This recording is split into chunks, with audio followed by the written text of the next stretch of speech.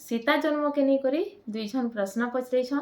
जने कहिछन कि नानी सीता जन्म टिके बुझी ना हैला डाउट अच्छे कारण सीता सथे धरती रे जन्म नहीं थिले आई ऊपर टिके कॉन्सेप्ट क्लियर करूँ। आउ जने इनो कहिछन जे नानी सीता जन्म रहस्य टिके बुझी ना हैला बोली करी। तो देखुन बहुत बढ़िया प्रश्न करेछन आपण माने इथिर जरिया रे कम से कम बहुत लोग आज जानी पारबे कि सीतांकर जन्मर रहस्य काଣା है बोली करी। तो आसन जानमा पहला तो कहमी वैदेही आपणकर ना भी वैदेही है आ आपणकर प्रश्न भी पचरेछन सीता उपरे आ सीतांकर ना भी वैदेही है बहुत खुशीर कथा। तो देखुन गुटे कहावत अच्छे साथी खंड रामायण सरीगला सीता माई के अंडीरा जना न पड़ेला कहसन नहीं। तो हेन्ता कथा है आपण माने समस्ते वाल्मीकि रामायण तो पढ़ी छ किंतु से वाल्मीकि लेखि थिबा संस्कृत रे अद्भुत रामायण आपण माने किते जन पढ़ी छ जदि पढ़ी थिते बेले हुए तो ई प्रश्नर उत्तर आज मते ना पचरे थिते।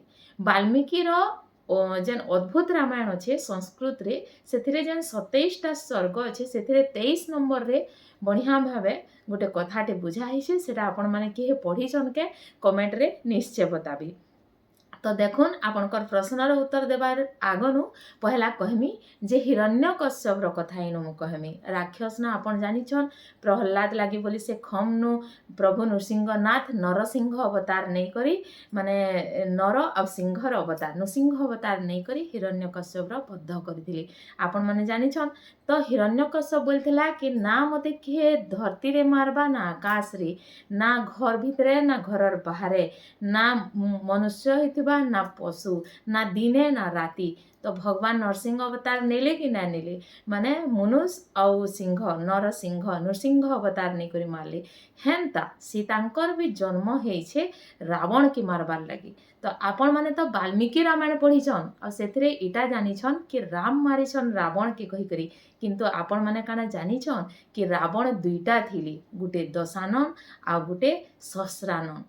तो आसनी ऊपर पूरा भावे जानमा देखुन आपण को मी कही विश्रवा आ कैकेसी राक्षसीर पुआ होछन रावण। रावण दुईटा भाई थिली गुटे थिले दशानन जेटा कि 10टा मुह थिला ताको दशानन कहतला आ गुटे सहस्रानन जार 1000 मुख थिला दुही भाई थिले किंतु सहस्रानन सब बेला दशानन के झगड़ा करथला मारपीट करथला जेन थिल लागी बोली करी मां ताहाको बटे देथिले घरु से अलगा जगार रोथली सेटा के माने पुष्करा द्वीप भी कहसन आउ गोटे ब्रह्मांड द्वीप बोली करी भी कहा जासी से जगार से माया रूपी ग्रह रे से रहुथला। तो जेते बेले रावण के मारले आ समस्ते आश्वासना नेले सेते बेले रावण रो भाई भी गुटे अच्छे बोली करी सीता जेते बेले सभा रे कहसन कि आपण तो सहस्रानन के ना मारी रावण के मारी छन आउ दशासन के मारी छन।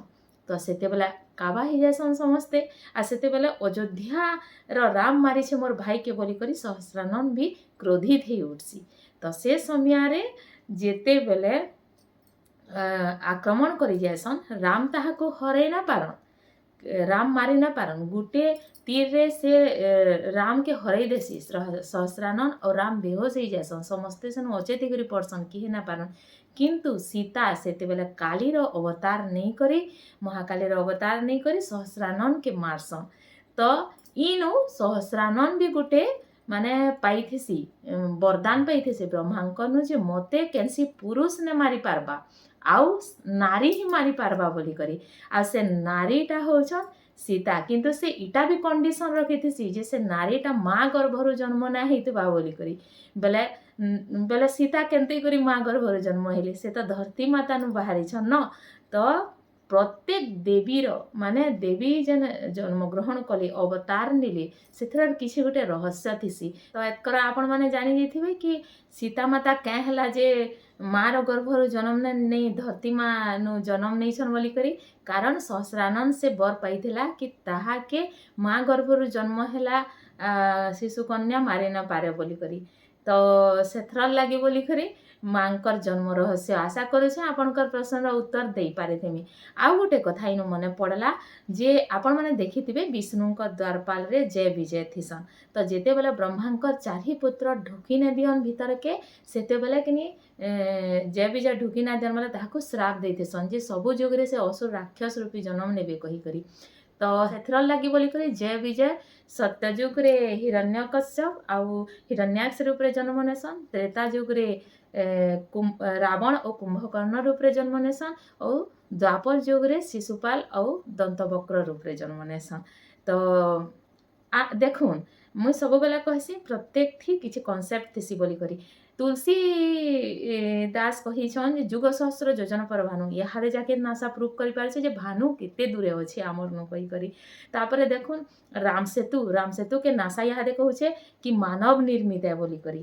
ତ ଯେନ୍ତା ଇହାଦେ ସ୍ପେସ୍ର ଶବ୍ଦ ଓମ୍ ବୋଲିକରି କିନ୍ତୁ ସୃଷ୍ଟିକର୍ତ୍ତା ବ୍ରହ୍ମାଣ୍ଡର ଓମ୍ ଶବ୍ଦ ଉଚ୍ଚାରଣ ମହାଦେବ ସବୁବେଲେ ଓମ୍ର ଉଚ୍ଚାରଣ କରସନ୍।